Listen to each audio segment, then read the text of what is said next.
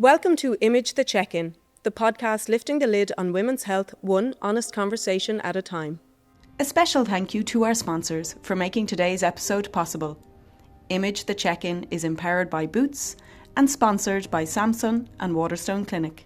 I am your host for today, Leonie Corcoran, and in this episode I sit down with some of the leading health minds in the space of female nutrition. From hormones to heart health, this is your space to feel seen, heard and supported as you take control of your health span. Today I am joined by two friends and inspiring business leaders, Jennie Haire and Lisa Hughes, the co-founders of Gigi supplements.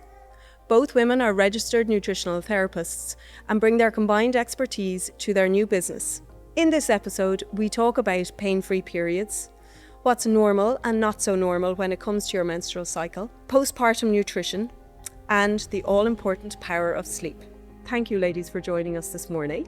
Thanks for having us. How are you both doing today? I'm fantastic. Yeah. Delighted to be here, really excited. Yeah, really honoured to be here and really looking forward to this conversation. Brilliant. Well, I know you both and I know a bit of the story about the brand, but for those who don't, could you give us a little bit about your personal backgrounds and what brought you both together to launch this company? Yeah, so I suppose Gigi, for anyone who doesn't know, we're a female hormonal health supplement brand. So we launched 2 years ago, and that was a culmination of lots of our own personal experiences, but also our clinical experience. Both of us are registered nutritional therapists. So I suppose for myself, speaking like personally, I would have struggled with my periods since the day I got them. Really debilitating period pain, fainting in school, being picked up every single month. And I suppose always being told that that was just part and parcel of it. Okay. And, you know, then I suppose subsequently going on years later to go onto the pill, and then after that kind of realising that, well, I hadn't actually got to the root of what was going on.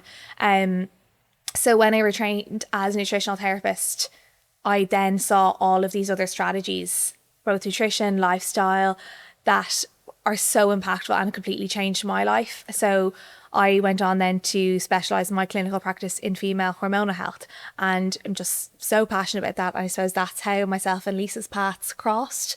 Lisa was already working in the space for a lot longer than I was and had a clinic for 8+ years. Yeah. Specialised in female hormonal health as well. So yeah, I also had like my own experiences with like irregular cycles. Thought that I had PCOS, but there was just no like clarity around it and just so much confusion. So went on studying nutritional therapy. Didn't know exactly at that time where I could see myself going, but the more women I was working with, I just was really drawn to that space, helping women and just seeing their struggles and a huge amount of misinformation and just confusion. And then also learned how to support myself.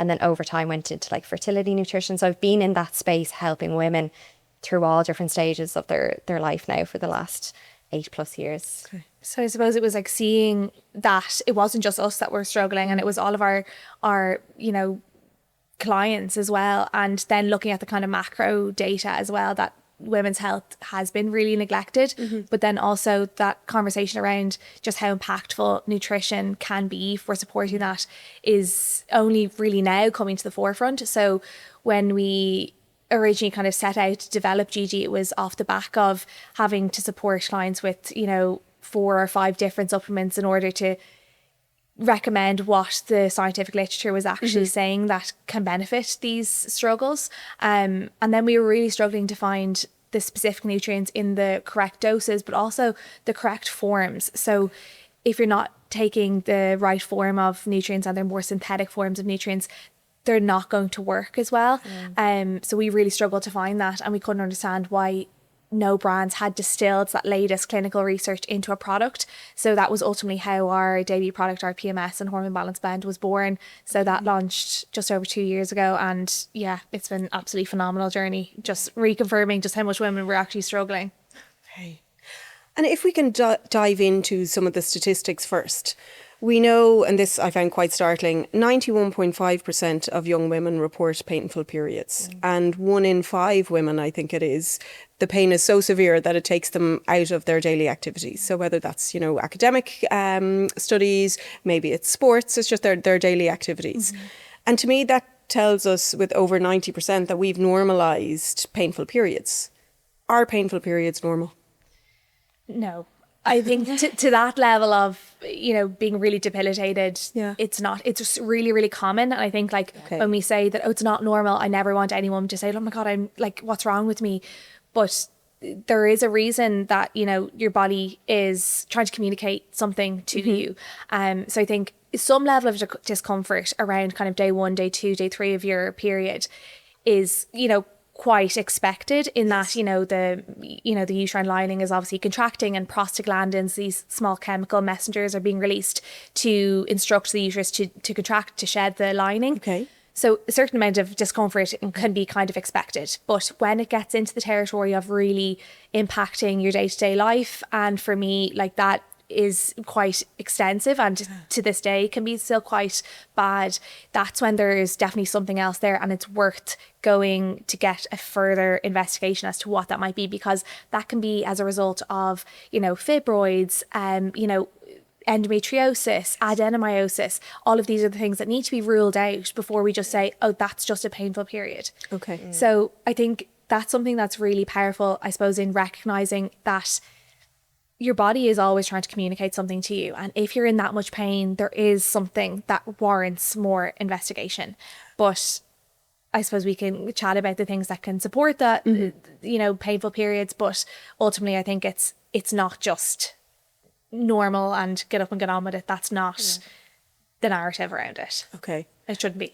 Yeah. Well, no, and it's how you say that. And I think it's something, as women, we inherently know, but sometimes life can be so busy, and sometimes society dulls the voice that actually is telling us, which is our body telling us something is wrong. So if you're experiencing, as you say, recurrent pain all of the time, then there is potentially something to look into. So would your advice, from what you said, I think, would be to get that checked out with a GP first of all? Yes, definitely. So, and I think from my clinical experience, and I know Lisa's had the same experience, is that, we'd have a lot of clients saying, well, I've raised this and they've said that this is just, here's your painkillers. But at that point, you can say, okay, well, can I please have a referral? I'd like to get an ultrasound, and I'd like to get blood work done and to rule out certain things. So I think, unfortunately, maybe the women's health specific education may not be in every general practice. Yes. So unfortunately, we do have to be our own advocates in that sense. So really pushing to get some more clarity on what's going on. And say, for example, in my case, thankfully there wasn't anything in terms of endometriosis and things like that. But I do have a genetic predisposition for my body to overproduce prostaglandins. So that is what is contributing to that really extensive pain. So from my perspective, I still do rely on prescription level painkillers alongside, taking my supplements, eating well, managing stress, getting enough sleep. So when I'm not doing all of those lifestyle factors, I'm so much more reliant on that pain medication. So I think there's a place for medicine, and we absolutely need to take advantage of the things that are there to support ourselves. But we do also need to do the investigation to make sure that there's not anything else at bay. Okay. I also think, to Jennie's point about being our own advocates, it can be really frustrating for women and even young girls who are going to general practitioners and they're getting blood work done, and it's kind of coming up as that's all normal. But there's a difference between what's normal and what's optimal. And finding somebody, we have an incredible growing community of nutritional therapists that specialize in female health. And if you can get that blood work to them and have that discussion, they might be able to pinpoint something that is not something that's out of sync. Yes. Because I think that is also a common theme, is going back and forth and just kind of getting dismissed as that's just a part and parcel of being a woman. And you hear that a lot, even, in terms of, one practitioner, you go to one practitioner, but they're not talking to the other one. So you then can fall between two stools or whatever it may be. Yeah. And there's a lack of communication between practitioners. Yeah. Because it's interesting, both of your backgrounds being nutritional. To me, nutritional health is inherently holistic. And therefore that's your viewpoint, and it's very refreshing to hear it. I suppose, you're the medical side is here, of course, and then there is the holistic piece that encompasses everything. Yeah. And when it comes to the holistic side of managing your menstrual cycle, if we focus just on nutrition, first of all, what is it that women can be doing to support themselves through the cycles, their menstrual cycle? And does that differ from decade to decade? So myself and Jennie always talk about this. Like, we like to be really practical with the advice that we give women. Like, we're all so busy, like kind of giving very specific diets and too tailored recommendations are just never really long lasting. So when we look at the research, we can see that the Mediterranean style diet is the diet that has shown to be the most beneficial for overall hormonal balance, fertility, and even for women who are like going through perimenopause and menopause. And that's because it is so rich in anti-inflammatory nutrients, omega-3s, really high quality proteins, but then the fiber that so many of us just don't achieve the recommended amount. So staying consistent with that kind of mentality, a really broad variety of fruits and vegetables, but try not to be over prescriptive because it's really difficult. And Lisa, can I ask, what for you is, because often we hear the Mediterranean diet. And what exactly is the Mediterranean diet? So the Mediterranean diet is a diet that is, as I said, it's like packed with the most highest quality fish oils, omega-3s. We're looking at antioxidants. So fruits and vegetables provide us with a really wide abundance of these antioxidants that help our body, because we're going through a lot of inflammation and inflammatory processes. When we have like an abundance of antioxidants, that helps to kind of, kind of support and clear them out. We also need enough protein. And protein is something that when we're busy, it's really difficult to get enough of. Like, it's easy to like grab a slice of toast and a banana and head out the door in the morning and then wonder like, why am I feeling really tired, or why is this brain fog? Well, protein-rich breakfast for me was a game changer. 100%. And I know obviously the market is flooded now with protein balls, and I think it's really funny, have a really healthy breakfast on the go. I'm like, surely those two things are somewhat paradoxical. Would it not be better if I sit down and have my protein-filled breakfast? But like, it makes such a difference to your energy levels, and even it comes to later on in the day. And if it's a busy day and you have skipped lunch, which obviously is not ideal, but at least you've something, you have substance in your body. Yeah, we have like a really unique ability to stabilise our blood sugars for the entire day at breakfast. And when we miss that window of opportunity, we've been fasting all night. And the reason why a high protein breakfast is so impactful is because we're coming off that fast and we're setting the tone for our blood sugars for the rest of the day. So if we're trying to, even get in 20, 30 grams of protein, which is ideal, we're really helping that blood sugar stability. So even if you don't get to lunch, or even if you have a lunch maybe that is very carb dense and you had to grab something on the go, you've kind of set yourself up for your body being able to manage it that little bit better. But I think, to Lisa's point, just around looking at it in a more whole food sense. I think typically us women look to see what we can exclude from our diet when we go on a quote unquote diet. But I don't even like calling it a Mediterranean style diet. It's just a way of living. You're opting for whole foods, lean proteins.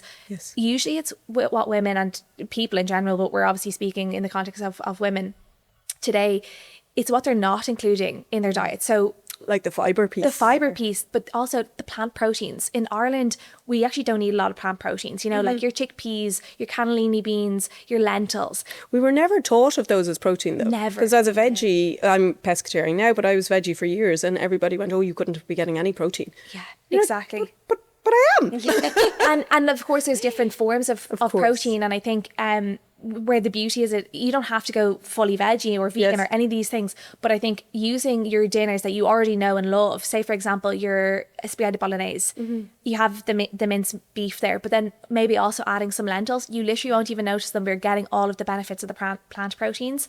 And I feel like you're in my kitchen with me because like Lisa, I'm postpartum, I have a 7-month-old, and if I do have time to make anything, because I'm solo parenting, so that's a bit of a challenge, then I'm like, what else can I add to it. So I'm like lashing in the lentils. Exactly. And that's such a lovely way, because I think when people hear plant proteins, they're like, oh, I have to have a bean stew, or I have to give up the dinners that I love. You absolutely don't. Like, have a chicken curry and put chickpeas in there. Yes. And you're getting all of these gorgeous phytonutrients and the fibre and the plant proteins, which, as Lisa mentioned, are absolutely phenomenal when it comes to fertility and overall hormone balance. But then other things like nuts and seeds, like if you're having a bowl of porridge, just get some flaxseed in there. Just pop them on top. They're fantastic. Yeah. They really help the body detoxify any excess estrogen, which can then lead to your, if you have excess estrogen, you can be looking at kind of the symptoms associated with, you know, painful periods, breast tenderness, and all of the kind of things that comes with the kind of PMS type symptoms. So all of these are just really easy ways to, okay, what can we add to the diet that are going to give us the nutritional value and really support the body? Because the menstrual cycle is such a taxing process on the body. It takes so much to actually go through it every single month. And when we're not giving the body what we need, that's when we start to get these symptoms of our hormones being slightly imbalanced. So it's really fascinating, I suppose. And that's where like nutrients and supplementation can help, because you're getting much higher doses of the nutrients that your body really needs.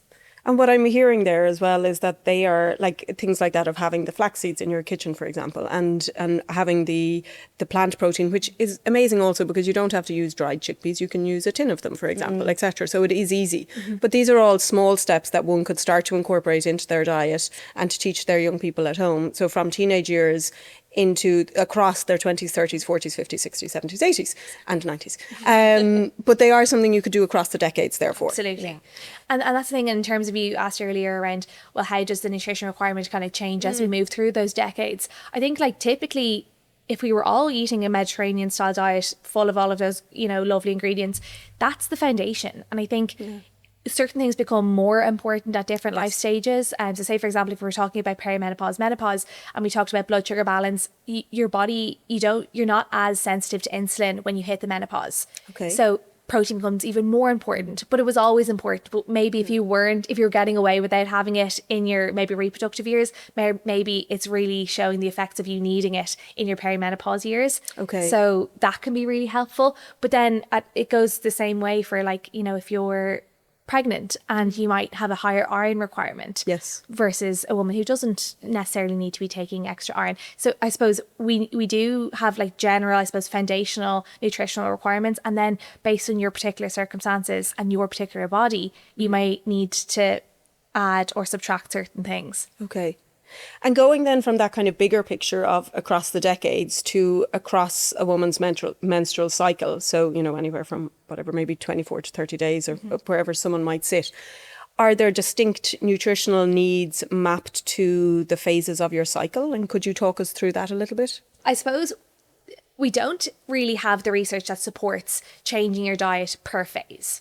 So whether... And maybe actually, can I pause you for a moment and go into the phases? Yes. Because as I shared with you both off camera, I honestly was in my 30s when I realised that there were 4, I feel like the judgment is coming at me already, but that when I realised there were 4 phases, and there potentially are more, but you know, I feel like when we're younger, we learn all about our menstruation, so our actual bleed, because we're managing it. It's very visible, it's, you know, of course.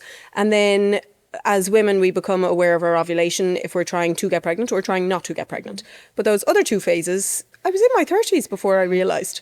And I don't think that's a fault of you. I think there was just such a massive gap in education. And like, I know that my mum would have wanted to pass that information on to me, but she didn't understand. Like, she knew how to give me the pads and the tampons and the pain management. But in terms of like anything else around my menstrual cycle, she didn't have that education. So I don't think it's a fault of us. I think times are moving, which is amazing, and the conversation is open and the stigma is going. But yeah, don't be hard on yourself, because I don't think most women... Like, I was coming towards perimenopause and I'm like, what? And like that also, there's so many different like cultural things, and you know, of course, our society in Ireland being, you know, a bit more taboo, those conversations.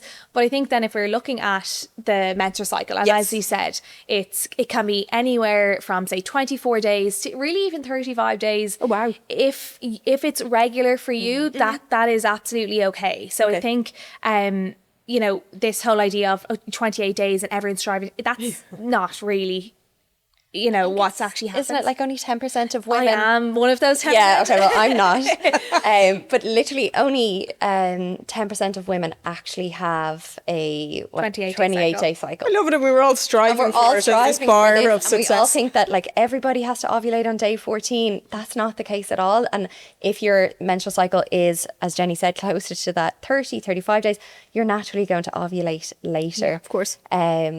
But yeah, that kind of education piece hasn't been there. Little myth busting, thank you. As long as it's regular for you, that is healthy. So when you get into a territory of, I have no idea where my period comes, and it could come on 20 days, 1 month, and it could come at 42 days, that's kind of where we're going to ask some questions. Okay. But if we just take let's walk through, I suppose, the menstrual cycle. And we're going to use 28 days just for, you know... Just because you have it. Yeah, go on, you have. So typically... day one of our cycle is the first day of our bleed. So if you get spotting, disregard that. Day one of your first proper bleed is day one of your period. So that's day one of your cycle. So typically your bleed should and does last around, you know, anywhere between kind of 4 to 7-ish days. Mm-hmm.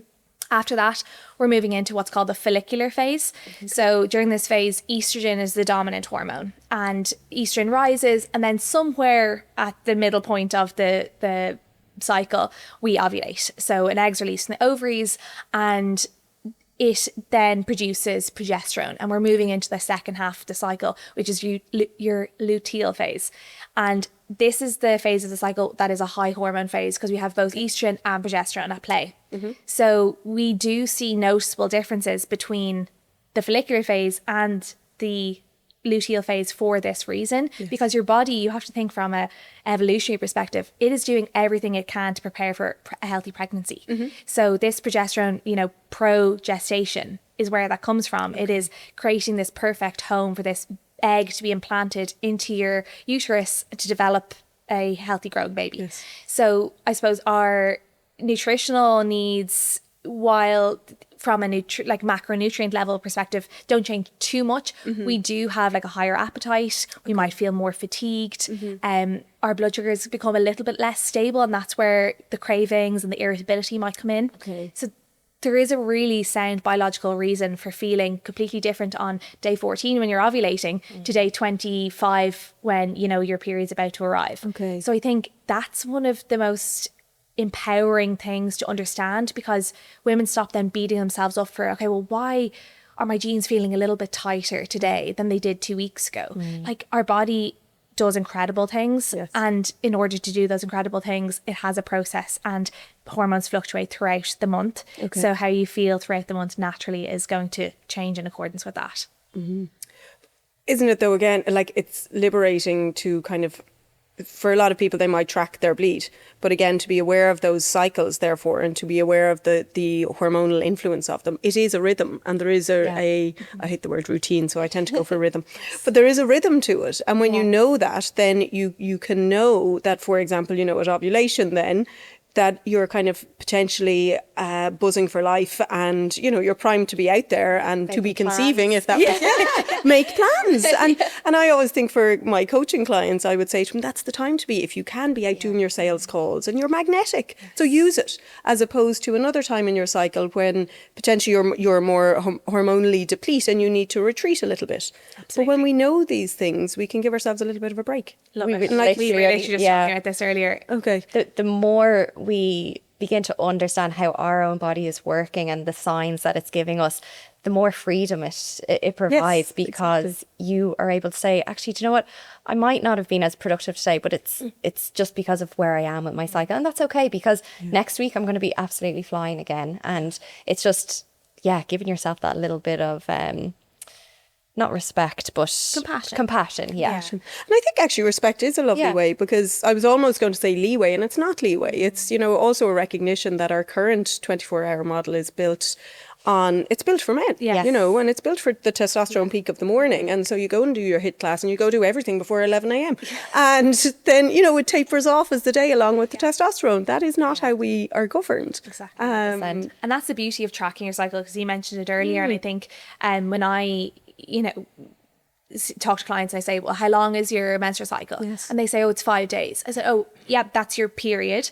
So how long is it from day one of your period to, you know, when your next period starts? And they're like, oh, that's the menstrual cycle. Okay, so there is this kind of understanding for the first time. There might be more here that's worth tracking. Yes. So, you know, to your point, like, you know, we're not talking about every single woman needing to get into the granularity of pinpointing ovulation if trying to conceive isn't your, you know, desire. But I think even if you were to do it for a couple of months, just understand your own body, and then you're able to kind of see, it doesn't matter if you ovulate then on day 14 or day 16, it changes every month. It's not going to be the same even for me who has a 28-day cycle.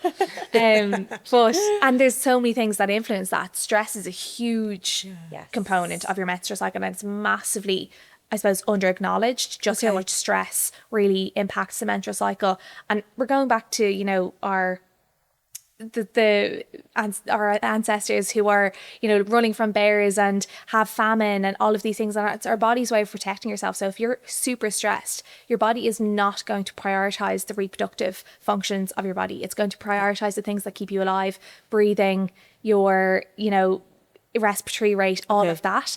So your digestion, that's also not going to be great because that's not a primary function. So people who suffer from IBS and things like that. So your reproduction is far down the list, because why would your body want to get you pregnant, you know, if in a high stress environment? Exactly. So I think that helps people to really understand how stress is really impacting their body. Stress nowadays comes in so many different shapes and sizes. Like, yes, it's not just the bear or the lion. It's not. It's like that email that comes through, or it's rushing to get back home or into work. It's the under eating, the over exercising, and I fell into that trap because the checking the media late at night. Absolutely. You know, it can be whatever. Stimulating. And sorry, you fell into. I fell into that trap because in kind of the height of when I was doing my clinic was all around the intermittent fasting.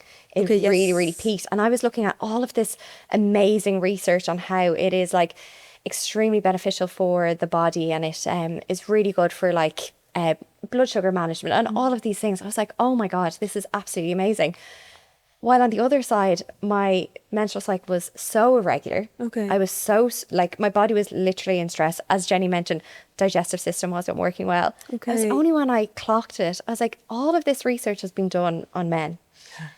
So of course it wasn't translating into my body the way that it was for men. And once I kind of stopped that and completely changed the way I looked at it, it was night and day. My menstrual cycle within one period returned to normal. I was going from like 45 plus day cycles.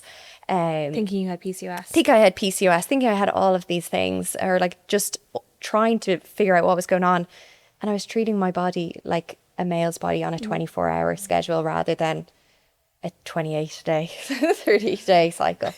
Well, that really tells me, like, two things stand out for me so much there, is that one, as women, we do need to be mindful of the vast amount of research that is done and the vast amount of routines that we are fed that are designed for male physiology as opposed to female physiology. And it's funny, I would say this sometimes to people and they're a bit like, oh, there's you banging your female drum.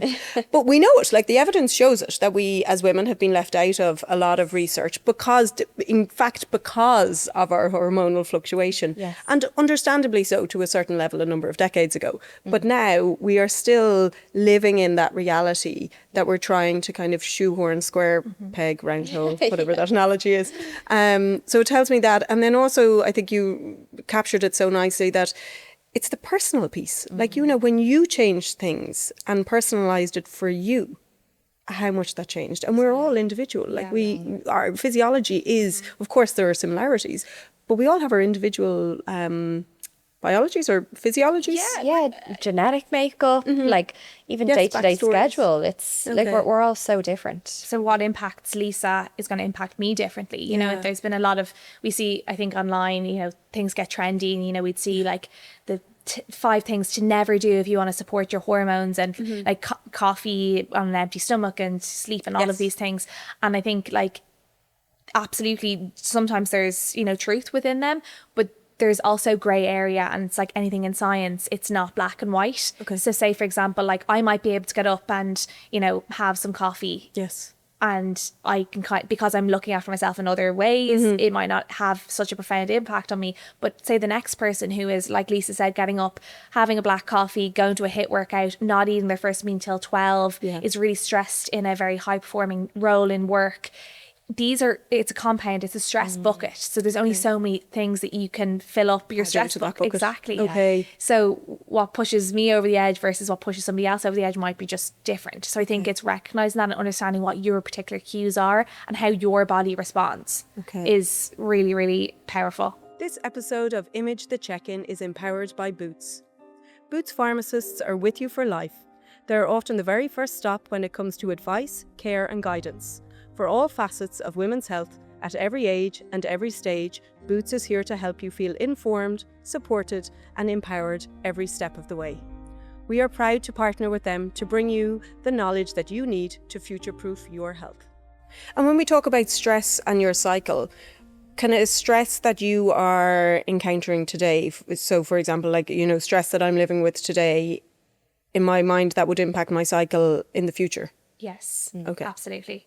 And the reason why that is usually a delayed response is because our eggs go through a maturation cycle, which is 90 days, so it's 3 months.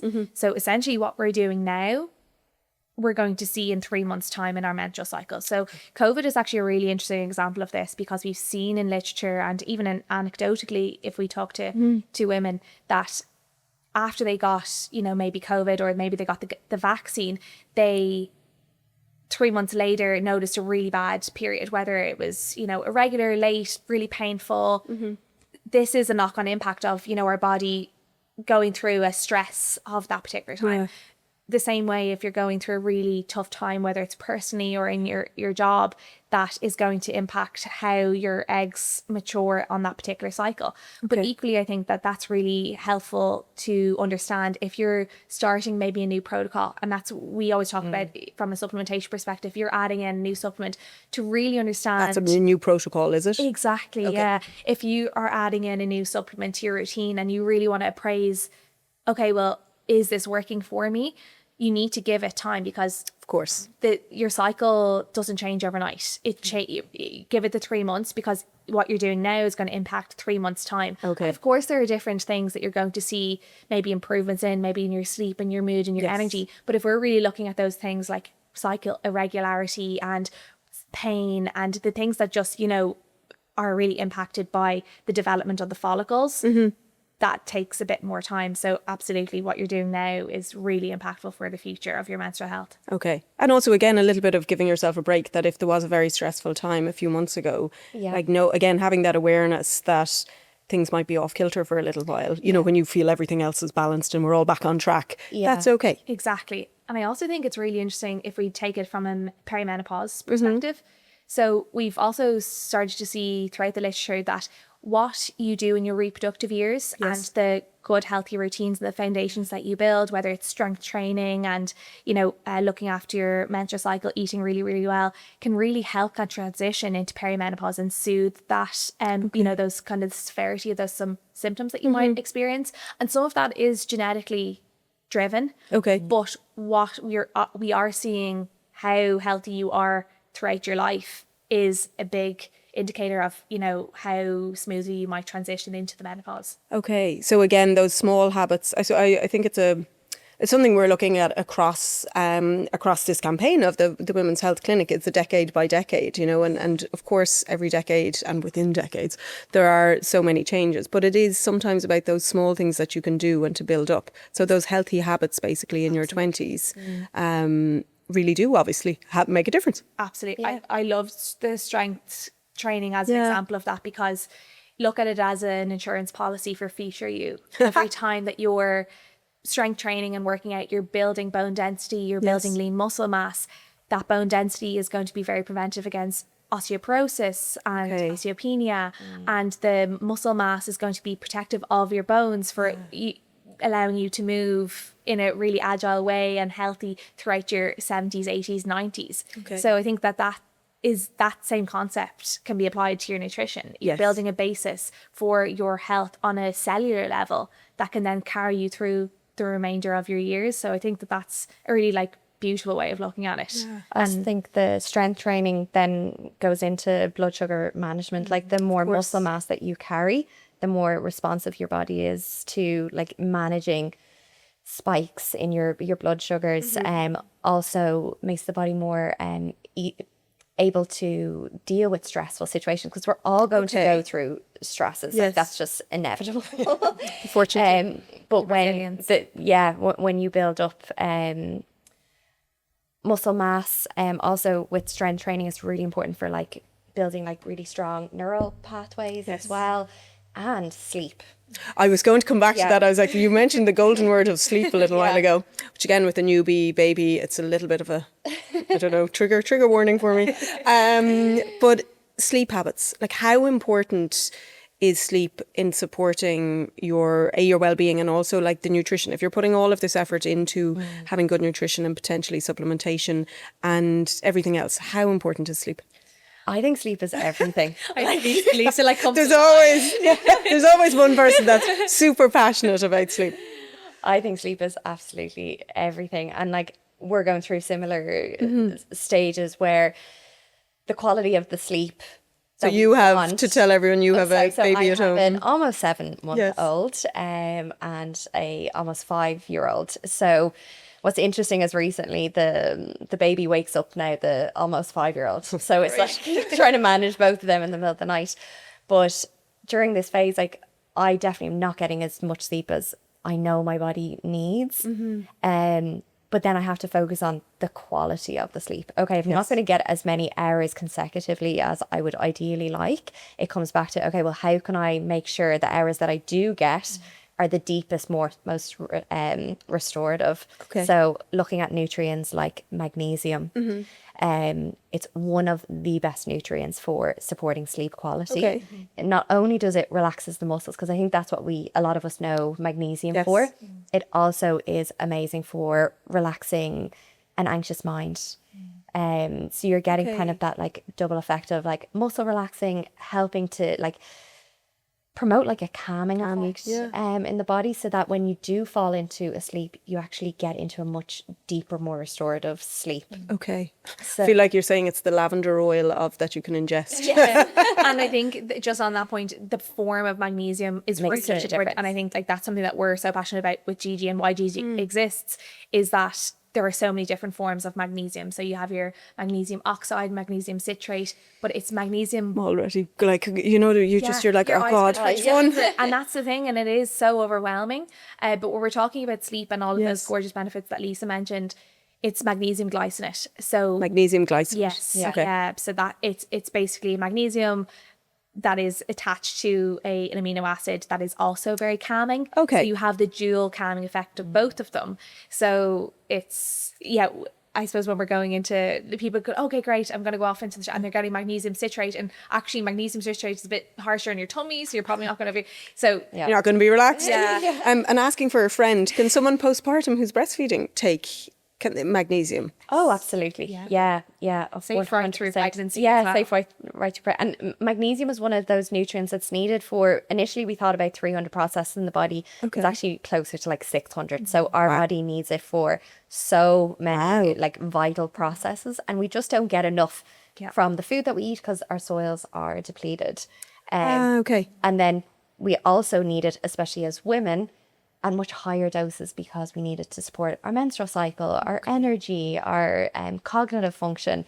There's so many processes that our body needs much higher levels of it for. But I would have always said to any client, you know, there's foundational things in, you know, any sort of protocol, nutrition, lifestyle, but sleep will do pretty much just about way more than anything that you could do for your hormonal health. So your sleep is, like Lisa mentioned, is stabilizing your blood sugar levels, but also it's a time where your body repairs, and the signal between your hypothalamus and your ovaries really gets a chance to actually, you know, your body does everything that it needs to do while it's sleeping. Yeah. Okay. So focus on the foundations. Your sleep is everything. So 8 hours sleep will do more for you than any supplement or diet or lifestyle strategy. And do you think there can be a starting point? I used to remember when I was a health and family editor with the Irish Times, and we would be conscious of, we were obviously publishing a lot online, and anything about sleep, everybody was reading it. And everybody, but the irony of it, often they would be reading it on their... 3 in the morning. Yeah, at 3 in the morning, and their blue light shining out of their phone. So I often feel there's nearly a sense of responsibility when you're saying to people, sleep will solve everything, and they're like, I can't sleep. So is it even about developing that habit of maybe changing the internal narrative, which can sometimes be the very Maggie Thatcher of, I can do everything on 4 hours, and to start to shift that a little bit to going, no, I need this time to replenish and to rest. Yeah. So even if when you're younger you're not sleeping, but you are resting. Yes. Yeah. It is important? Yeah. Yeah, absolutely. I think so. And I also think it's like trying to find, like you would with a baby or a child, you have this like wind down routine. And it's not just like, oh my God, okay, it's 9, I have to hop into bed and now I need to be asleep. It's like, what can you do for that hour beforehand? Yeah. Can you like dim the lights in your house? Can you say, Joe, I'm going to finish up with the TV? Like personally, I love to read my book. I know Jennie loves to like spend loads of time with her skincare. But like things that really like fill up your cup, I think is really helpful in that hour going to bed. And I think I'd be naive to say that you're not going to look at your phone, but cut it down to like 10 minutes. Okay. And then ease yourself into sleep, that it's not just like, I need to be asleep this minute. And if I don't fall asleep, then like the panic signals start to set in.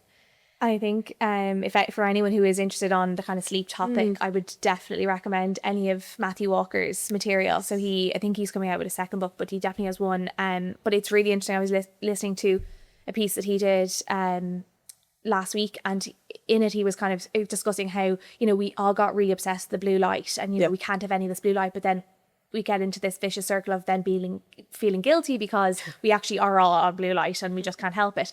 But actually we're seeing now in literature that it's not as impactful as we once thought it was, but what is impactful is the stimulus that you're getting from the blue light. Okay. So the stimulus because you're reading the news headlines, the stimulus because you're on social media and comparing yourself to somebody else and you're thinking about everything. That's the piece that is actually now really showing to be more impactful in as a deterrent to your sleep than the actual light itself. Which makes sense when you think about it. And also it's a nicer way even of coming at kind of a like quote unquote digital detox. That if it's more about curating what it is that you are consuming. Because again, with baby on my arm, I love a good book, but I also can't hold now a book. Kindle is top of my list for anybody. I'm like, Mom. My mom has one that she doesn't use. I think I'm going to covet it. Because you can't hold the book. Do you know what I mean? So I do read quite a bit on my phone, but I find it, that's okay. It's kind of relaxing. It's the same as me. Like people get, oh, you shouldn't be on social media, is this and it's that and it's, bad. Like I personally don't get triggered in the same way other people find from social media. So I think it's like we all need to understand, well, what is it for us? And for you, if you are on your phone or your iPad and you're reading a book, that's relaxing to you. That's okay. So I think it's, again, trying to not put like the general view onto your personal, maybe just being a little bit more self-aware of what works for you. Okay. But if you are kind of going to bed, and I hold my hand up, I'm very guilty of checking my emails. It's just, I just click into the app and it could be 9 and I'm like, oh, well, that has derailed now my first 3 hours of sleep. Yes. So and isn't it interesting though, for someone else it can, I like, look at, yes, best will in the world, we shouldn't be checking them, but for somebody else they will get more a sense of calm from checking it and being able to close it off almost, and they box it off and they close that tab in their mind. Now ideally we would say yes, none, but it does depend on the person. I completely agree. And I think, like, say for example, if if I have an event that I know that I'm going to be gone for the day, a work day, say if it's a Thursday, on the Wednesday I may need to work a bit later, knowing that is, I'm not going to get the time to do it the next day, but that gives me comfort and I can sleep a bit better rather than knowing all of these time sensitive things aren't going to get done tomorrow. So I think again, it's sometimes self-care looks different. And lean into whatever it is at that moment in time. But I think Lisa and I, like, we had a mentor a couple of years ago who said to us, especially within startup life, because there's so much out of your control. And he had said, well, there's periods of surge where things are really, really busy and you have to lean into that and you want to lean into that. And then there's periods of relax and you have to force yourself to take that foot off the gas and do whatever that looks like. If it's, you know, finishing up at 4 or it's going to get your nails done or whatever that looks like, when it's absolutely not critical that you are there. And I've actually taken a lot of comfort in that. I'm trying to get better for when things aren't manic to really enjoy the to do something. Exactly. I think for a lot of female founders that's so important, is what, you know, to remember that, because again, for me, I often think of it as the ocean, you know, it ebbs and it flows. Yeah. And it keeps doing that. And life will, but you know, that is how life will runs. And it's also, we're natural beings, we're cyclical. We're not designed to bloom all of the time. Yeah. So when we're pushing and pushing in the busy times, then the joy of having your own business, because God knows there are many things that are challenges, you know, that it is to take that afternoon then and to go for a lovely walk or whatever it is that, you know, someone likes to do. Absolutely. I think, that has given me quite a bit of comfort in the chaos. I think for me, it's like that. It's finding pockets of time where I'm like, it's okay now to finish up work and then try and be as present with my girls as possible and not feel any guilt if I'm not looking at my phone for that 1-2 hours in the evening time, that like giving that time everything that it needs and deserves. And then that gives me comfort that if the next day is really busy and I have to work maybe a little bit later, that I'm like, no, I've done that for me as much as for them. But yeah, try not to attach any guilt to that as well. And Lisa, as a female founder, and I'm guessing with a very supportive co-founder beside you, which is a huge help, and I know that myself with my setup as well, it makes such a difference. But what are the small steps that you might advise other female founders who have young families at home? So from a nutrition perspective, first of all, and then more broadly. From a nutrition perspective, I think... How do you support yourself? Or how could you be supporting yourself? No, this time around, I'm definitely a lot better at prioritising that, as we touched on beforehand.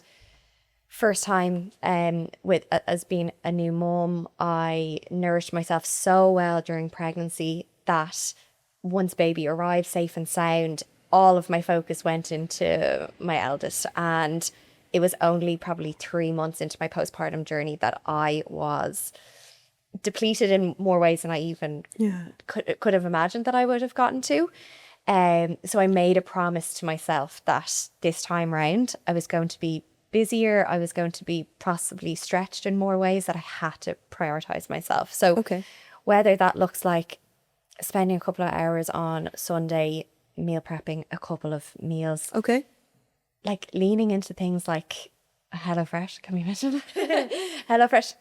Stuff that like I might not always get to the supermarket to get like meals to have every single day, but I know that like HelloFresh has come, and for us it's actually really beneficial because I still want to cook, I still want to use fresh food, but sometimes just the mental fatigue of like, what are we going to eat tonight? It's just like, you open the fridge and you're like, I just don't know, just close it again. I can't like have another bolognese again tonight.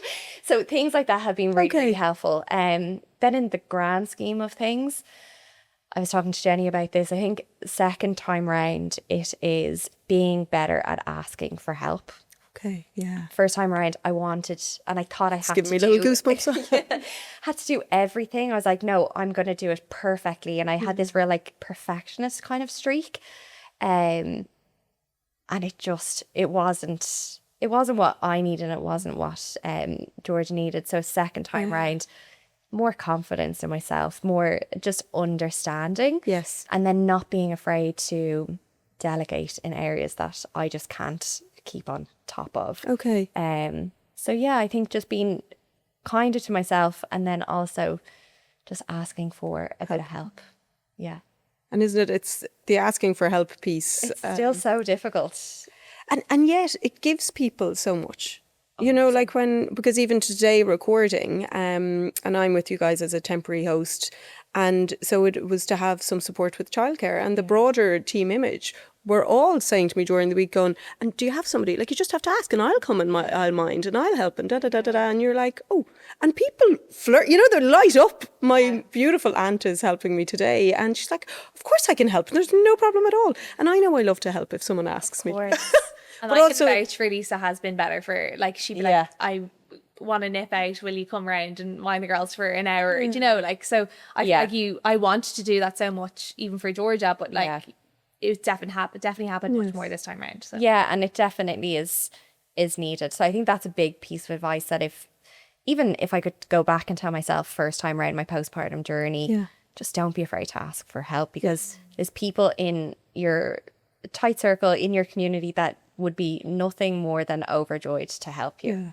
And if they can't, they can't. But at least you've that's the other piece. Yeah, you've asked. Yeah. I also like that you are like that with ingredients, that, you know, it's okay as a nutritional therapist to get help in terms of your nutrition. And logically, that makes sense. Yeah. Because it is a challenge. And I was going to ask, you know, like, what are the tips? And I think, Jennie, you shared them already, even in terms of the plant protein. But as postpartum, it's not easy to prioritize cooking for yourself. And you're making these beautiful little meals for the baby with fresh veg. And what I'm doing is putting some of it aside for me, because I'm like, well, at least they're my fresh veggies. And if I have time to steam them for him, I can have them potentially not as steamed. But it is difficult to find the time. And like you said, being pregnant was the first time that I think religiously took my supplements. Yeah. And once the baby's here, you're like, whoop, you just stop and you forget about yourself altogether. And particularly if you're breastfeeding, like, Yes. you know, that is like such a huge taxing journey on your body, do you know? So we need to remember that like, you know, it doesn't just end with labor. And can you take, as you said, you can take supplements. Like, there's the generic one that you see in the chemist, basically, the postpartum one, safe during breastfeeding. But could a woman be taking something else? Absolutely. Okay. Like, especially our PMS and hormone balance blend, like, we developed that with women in postpartum in mind, and especially with breastfeeding, because your demands, the demands on your body are so great. And like, you've gone through labor. That in itself is like multiple marathons back to back. After, for me, 10 months of pregnancy, like, then you move into breastfeeding. Like, baby is getting the nourishment before your own body is, like, all of the nutrients that you consume, that's going into the breast milk. Yes. So you are then left with whatever extra is coming in. So a blend like ours has all of the nutrients in there, and it's going to support recovery, it's going to support energy, it's going to support sleep quality. Like, I religiously take it before bed, because I just know I'm getting that really nice dose of magnesium. Yeah. Inositol is another ingredient. Sounds like it's probably better than my hastily eaten banana. So yeah, sorry, go ahead. But you, I think, were very good throughout the summer, because you had Isla in May. Yes. You had a smoothie every single day. Like, smoothies are a phenomenal way of getting everything in there. Yeah, in there, and like make with them one hand as well when you're breastfeeding. Exactly. So you know, you get your protein in there, you get your veggies in there, you get all of your micronutrients, and your then fiber from your seeds. Put your put your blend, your Gigi blend in there, and like, you're getting, even if that's the only thing you get until 2 p.m. You're getting a lot. Yeah. And again, though, it's a habit, I think, regardless, babies, no babies. Like, a smoothie for me always was a great one in shift work, well before children, because it's just, again, so handy. You could put, and I would put everything in there, and it genuinely would taste nice, but I would put like some proteins in, etc., etc. Yes, and a little bit virtuous as well. Yeah. You know, you did feel, and you weren't then reaching for some crap in the shop. Yeah. Exactly. You're getting so much nourishment in there, and in a really easy to consume way. And your omegas are another one. So a lot of women will take their pregnancy multi and an omega. Yes. Because obviously, you know, the demands on the for the baby's neural development and all of that with the omega-3s. But it's actually so important while you're breastfeeding as well. And we're also getting this amazing research now coming out around, so you have the EPA and the DHA, the two different forms of the omega in your omega-3. And if you get a pregnancy one, they're typically a bit higher in the DHA. But we're now seeing some phenomenal research coming out around that DHA form of the omega for mental health of the mother. So we're obviously, you know, of course, aware of that huge hormone drop that happens after postpartum and the baby blues and postpartum depression that can happen to some women. You know, are there ways that we can, you know, nutritionally support ourselves because we know that that's happening as a result of this sharp drop in hormones. Yeah. So, keeping going with your omega-3, your prenatal omega-3 is something that I would recommend always. Definitely. For, even 6 months after. Okay. It is really, really impactful. Okay, and moving away from babies before I monopolise the conversation, we spoke earlier about in terms of period pain and what is normal and what is not. If we talk about PMS, and again, I'm conscious of using the word normal, but is there kind of a baseline of what is normal for PMS for women? So I think if we start by, okay, well, what is PMS? So premenstrual syndrome, it's a collection of physical and psychological symptoms that some women can get in that lead up to their period. Okay. So some women get it for a couple of days. Some women find it's their entire luteal phase and it's really debilitating to their life. So there's grey areas in terms of like what really ultimately drives it, but we do know there's a genetic component, and we also do know that nutrients and low nutrient reserves can exacerbate these symptoms. Okay. So that is where nutritional support comes in, whether it's through your diet and supplementation. And I think we're ultimately trying to support the body to more optimal, balanced hormonal levels. Yes. So what's normal, what's not. Again, it's a personal thing, but it shouldn't be a case that your PMS is really dictating your mood, your how you physically feel every single month, and definitely not for a week on end or week plus. So I think like naturally you're definitely going to feel a bit more tired in the couple of days leading up to your period. Like we have talked about, it's an incredibly taxing process in the body. It's getting prepared to shed the lining of your uterus. Certain level of, tiredness is to be expected. And the same with your mood. We might see a bit of a kind of fall off in your mood. You're in a very high hormone phase. It's about to drop. Certain level of that. Just noticing differences. But when we're verging into that level of like depression or PMDD, that's obviously not quote unquote normal. Yeah.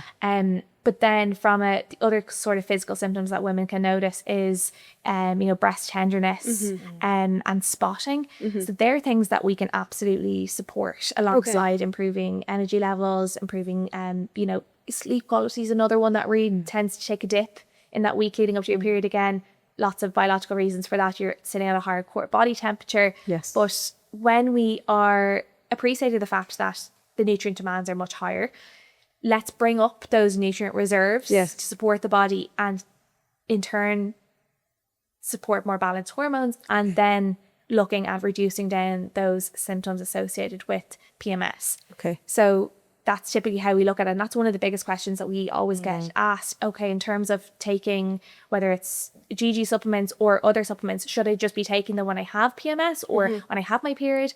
But no, every single day. And that's why we developed the blend to be a daily support, because you need to allow your body time to bring your nutrient levels and reserves up. Okay. So that when your cycle comes around, or your menstruation phase, or that late luteal phase comes around, your body has the nutrients that it needs, and it's not feeling depleted, and in turn not giving you those debilitating symptoms. So I suppose that's kind of how we would look at PMS as a whole. I also think, like, as you say that, I have that again, that sense of reassurance, because actually these are things that we can teach to young women, that they can kind of bolster themselves. You can future proof yourself a little bit by, again, these small habits and by getting into building up your nutrient reserves.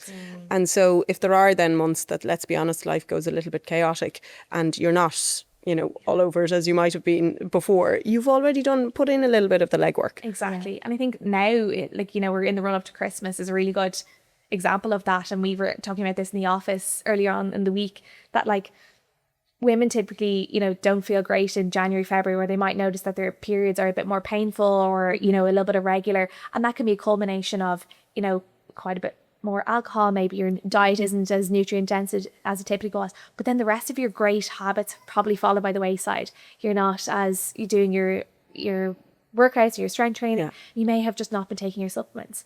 So try and stick to as many of those habits as you possibly can, even if it is just taking your supplements in the morning. At least you're getting a baseline, and that will really support you. But like you said, life gets busy, so we can't do everything at all times. So just do what's in your control. Okay. And if there, I don't know, is this a mean question?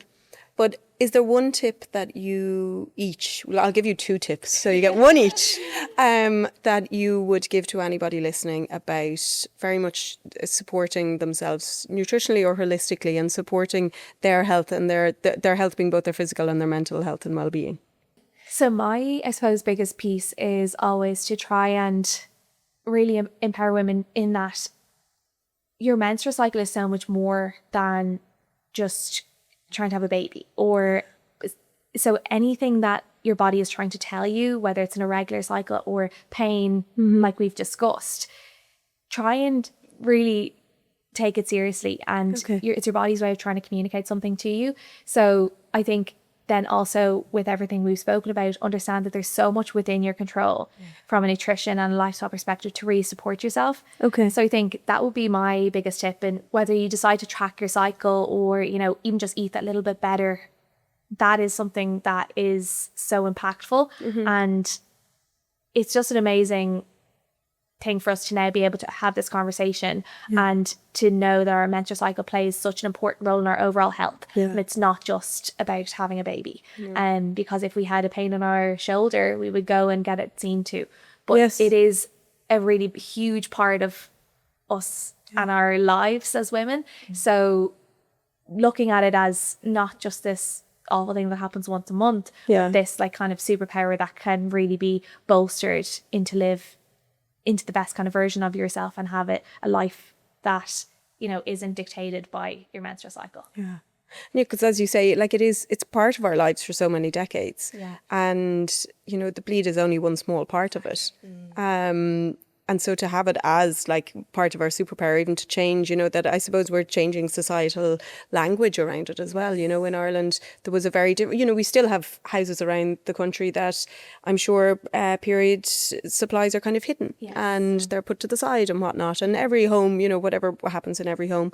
But I think we can have the conversations. You know, I spoke to you both off camera about the fact that I found myself again in my 30s kind of hiding a tampon in my hand. And you're like, what are you doing? Like, and I'm worried about offending. Who am I worried about offending? The male man in the room? I'm pretty sure he's not offended either. Like, it's kind of quite unfair for me. Oblivious to the whole thing. He doesn't care. In our experience, we've actually had like that men have been really supportive in terms of like, you know, oh, I have a daughter. You know, she's actually really struggling with this. Help her. You know, so I think they want to be there to support as well. And, you know, maybe there are cohort people where that makes them feel slightly uncomfortable, but like maybe that's just showing us that we have a long way to go in terms of dismantling this taboo around female health, because I can guarantee you if men had periods, this conversation would have happened 50 years ago. I know. And the research, we have a whole other day to have a podcast about that. But exactly. And I think if there is a space for us still to push that. I love breaking an old taboo. Like, there's nothing. I love making someone slightly uncomfortable. We don't shy away from an uncomfortable conversation. No, and that's what, as you say, like there's still space to have those conversations. And how important is it? You know, as we bring up and the next generation, we want more openness. And, you know, it's how, as we're talking about, you know, periods in sport as well, like all of those conversations, I'm like, at last. But how has it taken till 2025 to, you know, be talking about women having to wear white shorts and how that genuinely can push a young woman out of sports when she's 14, 15, 16. It's madness. No, it is. And it's about time that we're here having that. Yeah. And the things are kind of moving around. Yes. And it's great that it is. Lisa, what is your tip? I think my tip is that a lot of the time, the small things are actually the big things. Okay. So I think naturally as women, we feel like, and maybe this is more so even coming into the new year, we need to overhaul absolutely everything about our diet and our routine and our sleep patterns. Try to just take on one thing at a time, whether that is cutting out caffeine after midday. The next week, you are adding in some extra protein into your breakfast. Yes. Or having breakfast. Or giving yourself that nighttime routine an hour before you actually want to be asleep. Like, all those things seem like, oh yeah, how is that going to make a difference?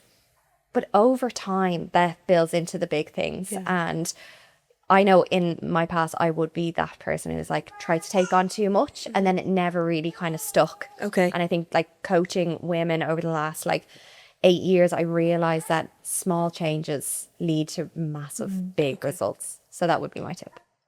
Ladies, there is so much in this. I could honestly speak to you, and now I'm like, and I want to talk about this and that and this and that.